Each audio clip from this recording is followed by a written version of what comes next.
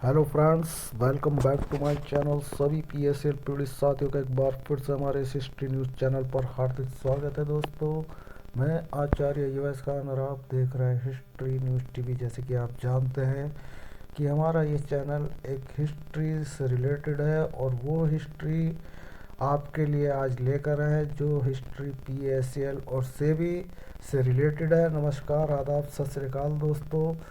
मैं इस वक्त आपके लिए जो ये अपडेट लेकर आया हूँ, ये कोई अपडेट किसी मीडिया के अखबार या किसी चैनल की नहीं है। ये वो अपडेट है जो आपके लिए एक ऐसी जानकारी देने के लिए आए हैं जिससे पता चलता है कि हमारी भारतवर्ष में जो इस वक्त सुप्रीम कोर्ट है या जांच एजेंसियां हैं या ये सरकार है, किस तरीके से निवेशकों को खून के आंसू रुलाने पर मजबूर कर रही है।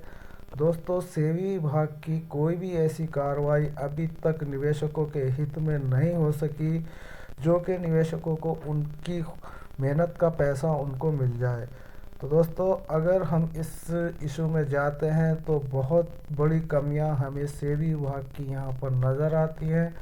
वो कमियां क्या हैं, चलिए दोस्तों शुरू करते हैं वीडियो। इसी टॉपिक पर आपसे अनुरोध है चैनल पर बने रहें और अभी तक आपने चैनल को सब्सक्राइब नहीं किया है तो चैनल को सब्सक्राइब करें, साथ के साथ हमारी बेल आइकन का बटन दबाएं ताकि हम आपको अच्छी से अच्छी जानकारी प्रोवाइड कर सकें। तो दोस्तों, हम चलते हैं उस दौर में जब सेबी विभाग ने पीएसएल इंडिया लिमिटेड कंपनी को 3 महीने का टाइम दिया था कि पीएसएल निवेशकों का पैसा 3 महीने के भीतर भीतर दे दिया जाए। अब दोस्तों, आप जानते हैं कि 3 महीने का टाइम 49,000 करोड़ रुपए की देनदारी के लिए दिया गया, जिसमें निवेशकों की संख्या 5,85,00,000 थी। अब कंपनी के ऑफिसों में निवेशकों द्वारा बॉन्ड सबमिट करने का जो फरमान सेबी विभाग द्वारा दिया गया और पीएसएल कंपनी को जो टाइम दिया गया ओनली फॉर कुल 3 महीने का दिया गया। तो दोस्तों, आप जानते हैं कि ये हिंदुस्तान है। हिंदुस्तान में वो गरीब निवेशक जो जो यहाँ पर पीएसएल इंडिया लिमिटेड के ऊपर ये 3 महीने के अंदर अंदर पैसे देने के लिए एक फरमान थोपा गया था, उस फरमान के आधार पर दोस्तों निवेशकों तक ये अपडेट नहीं पहुंच सकी कि 3 महीने के अंदर अंदर निवेशकों का पैसा अगर मिलता है तो मिल जाए, नहीं तो फिर ये पैसा सेबी विभाग के अंडर में चला जाएगा। तो दोस्तों, इस जानकारी का अभाव निवेशकों को नहीं हो सका। अब दोस्तों, कंपनी जो है दोस्तों 5,85,00,000 निवेशकों के घर जा जाकर ये नहीं कहती कि अपना पैसा ले लो, क्योंकि दोस्तों 5,85,00,000 की संख्या पूरे भारतवर्ष की थी। भारतवर्ष के उन निवेशकों की थी जो अलग अलग राज्य से थे, अलग अलग गांव से थे, अलग अलग कस्बों से थे। तो दोस्तों, उन निवेशकों तक ये जानकारी नहीं पहुंच पाई थी कि 3 महीने के अंदर अंदर अगर हमें अपने डॉक्यूमेंट जमा कर दिए तो हमें पैसा मिल जाएगा। अब दोस्तों, जो इनकी यूनिटें लगी हुई थी, उनके जो एजेंट वगैरह थे, उन्होंने कुछ हाथ पैर मारने के जो वहाँ पर कोशिश की, उस कोशिश का फलस्वरूप ये हुआ कि 10% या 20% ही बॉन्ड निवेशकों के ऑफिस यानी कि पीएसएल का ऑफिस में जमा हो पाए। इधर से भी विभाग का वो टाइम जो 3 महीने के लिए दिया गया था वो ख़त्म हो चुका और जैसे ही ये टाइम ख़त्म हुआ उसी वक्त सभी पीएसएल के ऑफिसों पर ताले लगाकर उन पर सील लगा दी। तो दोस्तों, अब निवेशकों का डाटा सब ऑफिसों में बंद रह गया। जो निवेशकों के बॉन्ड वहाँ सबमिट हुए थे वो भी वहीं पड़े रह गए, क्योंकि सेबी विभाग ने जो टाइम दिया था निवेशकों को पैसा देने के लिए वो टाइम ख़त्म हो चुका था। अब मामला सुप्रीम कोर्ट में पहुंचता है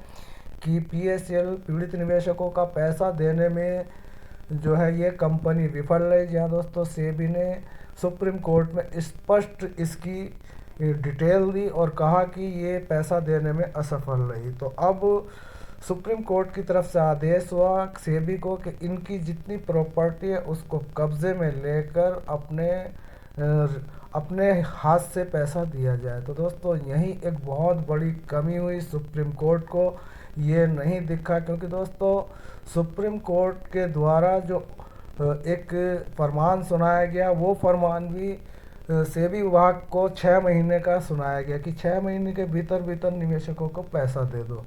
अब देखो दोस्तों, यहाँ पर एक सरकारी विभाग 6 महीने के बाद सुप्रीम कोर्ट में कहता है कि हमसे जो है इस पीएसएल कंपनी की जो असाइट हैं, जो उनकी प्रॉपर्टी है, जो रिसॉर्ट हैं, वो हमसे नहीं बेचे जा रहे हैं, उसमें हमें बहुत दिक्कत आ रही है क्योंकि उसमें न जाने कितने हिस्सेदार हैं।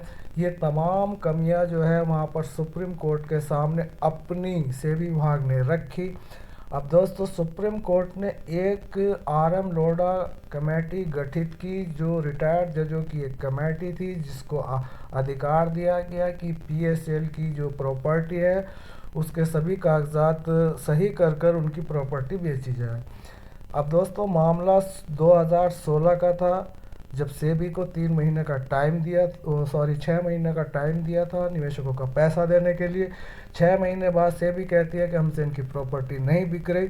तो दोस्तों अगर यही मामला सुप्रीम कोर्ट जो 3 महीने का टाइम वहाँ पर सेबी ने दिया था, उस पर अगर सुप्रीम कोर्ट ये ऑर्डर करता कि नहीं, ये सारा पैसा पीएसएल के ऑफिस द्वारा ही निवेशकों को दिया जाए, इनसे पैसा नहीं लौटाया जा रहा, तो आप लिक्विडेटर बिठाकर वहाँ पर पैसा निवेशकों को बाय हैंड दें, क्योंकि उस टाइम दोस्तों कंपनी बाय हैंड पैसा देती थी, चेक द्वारा देती थी, लेकिन सेबी विभाग का कोई जो यहाँ पर पोर्टल का कोई मैटर ही नहीं था। तो दोस्तों ये स्वाभाविक था कि पैसा निवेशकों को मिल जाता अगर पीएसएल के ऑफिसों द्वारा लिक्विडेटर बिठाकर पैसा दिया जाता, तो पैसा सब निवेशकों को मिल जाता। अब दोस्तों मरता क्या ना करता, पीएसएल पर जब गाज गिराई गई, उसकी कंपनियों को हथियाया गया, ऐसे में पीएसएल के जो मतलब नीचे के अधिकारी थे या रिश्तेदार थे, उन्होंने उनकी संपत्तियों को अंडरग्राउंड बेचना शुरू कर दिया। दोस्तों बहुत ही आश्चर्य की बात है कि पीएसएल का जो प्रॉपर्टी थी वो ना तो सेबी विभाग को पूरी तरीके से कब्जे में मिल सकी, क्योंकि अंडरग्राउंड प्रॉपर्टियाँ कहाँ कहाँ है इसका ज्ञान सेबी को पूरी तरीके से नहीं था। लेकिन ये दोस्तों वीडियो बहुत लंबी बन जाएगी, मैटर इतना गंभीर है कि इस पर अगर हम अध्ययन करते हैं तो हमें पता चलता है कि टोटल गलती जो यहाँ पर थी, तो एक तो सेबी की थी, दूसरी तरफ सेबी के दूसरे नंबर पर सुप्रीम कोर्ट आती है। सुप्रीम कोर्ट दोस्तों एक ऐसी कोर्ट है जो सभी के लिए उसका फरमान सर्वोपरि होता है। तो दोस्तों वो सर्वोपरि जो फरमान सुनाया गया उस पर सेबी खरी नहीं उतरी, तो सेबी को कटघरे में क्यों नहीं खड़ा किया। जहाँ दोस्तों आज तक पीएसएल के संदर्भ में जो आपको अभी तक निवेशकों का पैसा नहीं मिल सका, ये जानकारी आप सभी को होगी। तो दोस्तों अब यहाँ पर या तो कंपनी को 3 महीने का टाइम दिया गया था, या फिर सेबी को 6 महीने के भीतर सबको पैसा लौटाना था। तो ना तो सेबी पैसा दे पाई, ना पीएसएल ऑफिसों से पैसा मिल सका। अब ना सुप्रीम कोर्ट ही इसमें कोई सही जजमेंट दे पाई। बात करते हैं RM लोढ़ा की। RM लोढ़ा यहाँ पर जो एक रिफंड प्रोसीजर को लेकर चल रहा है वो बहुत धीमी गति से लेकर चल रहा है। उससे स्पष्ट पता चलता है कि हमें कि RM लोढ़ा द्वारा जो प्रोसीजर निवेशकों को परोसा जा रहा है, तो दोस्तों उसमें जो है बड़े निवेशक जो 10 साल से अपने पैसे का इंतज़ार कर रहे थे, उनके लिए कोई भी ऐसा अलग से प्रोसीजर नहीं चला कि 1 लाख वालों का अलग है, 50,000 वालों का अलग है, 25 लाख वालों का अलग है। तो दोस्तों कोई भी ऐसा प्रोसीजर अलग अलग तरीके से नहीं चलाया गया। यहाँ पर भेड़ चाल चली गई कि सब छोटे बड़े निवेशक जो भी हैं उनको 2,500, 3,000, 5,000, 6,000, 10,000 और अब 19,000, जी हाँ दोस्तों 19,000 दिया जा रहा है। तो दोस्तों आधे निवेशक तो अपने पैसे की उम्मीद करते करते स्वर्ग सिधार गए, और जो उनके नॉमिन हैं उनके लिए अभी तक कोई अपडेट सहारा के किसी पोर्टल पर नहीं है, सहारा की किसी पीएसएल की किसी वेबसाइट पर नहीं है। क्योंकि दोस्तों हम सभी कंपनियों की अक्सर न्यूज़ देते हैं और वो न्यूज़ देते हैं जो सेबी से पीड़ित कंपनियां हैं, उन कंपनियों की न्यूज़ देते हैं।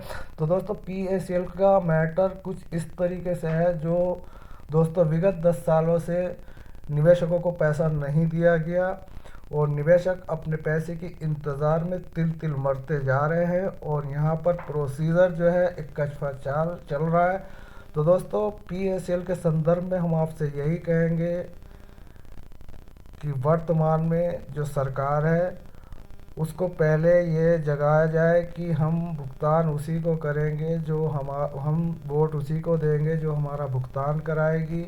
हमने अपनी हर एक वीडियो में आपसे यही कहते हैं कि आप अगर पीएसएल से पीड़ित हैं या वो निवेशक जो इस कंपनी के नहीं है वो हमारी इस वीडियो को सुन रहे हैं, तो सरकार के लिए एक दोस्तों पैम्पलेट बनाए, वो घर के आगे लगाए कि पहले भुगतान फिर मतदान। तो दोस्तों आपके मोहल्ले गली के जब निवेशकों के घरों पर ये पैम्पलेट दिखेगा और ये आपका एक वहाँ पर बोर्ड लगा दिखेगा पहले भुगतान फिर मतदान, तो दोस्तों इस तरीके से निवेशक सरकार को मजबूर कर सकता है। क्योंकि सरकार को मजबूर करने के लिए आपको जंतर मंतर पर जाने की ज़रूरत नहीं है, क्योंकि ये कोशिश आप विगत 3-4 साल पहले कर चुके हैं।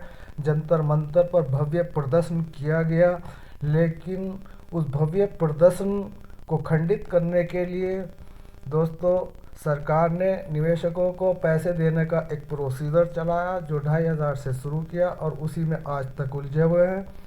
तो दोस्तों आपसे अनुरोध है कि पहले भुगतान फिर मतदान की रणनीति अपनाएं। इस रणनीति से ही आप अपनी पहचान और अपने निवेशकों की संख्या को दिखा सकते हैं। और इस वक्त जो यहाँ पर लोक लुभावने जो यहाँ पर आपको प्रोसीजर चलाए जा रहे हैं दोस्तों, वो अपनी वाहवाही के लिए चलाए जा रहे हैं कि सभी चिटफंड कंपनियों का पैसा बैड एक्ट 2019 के तहत दिया जा रहा है और ये जो तहसील परिसर है इनमें अपना डॉक्यूमेंट जमा कराएं। दोस्तों 1-2 साल हो गए डॉक्यूमेंट जमा करे से, ना तो हमें बैड एक्ट के तहत कोई पैसा मिला और न सेबी विभाग के हाथ से कोई पैसा मिला और न पीएसएल कंपनी की तरफ से कोई पैसा मिला।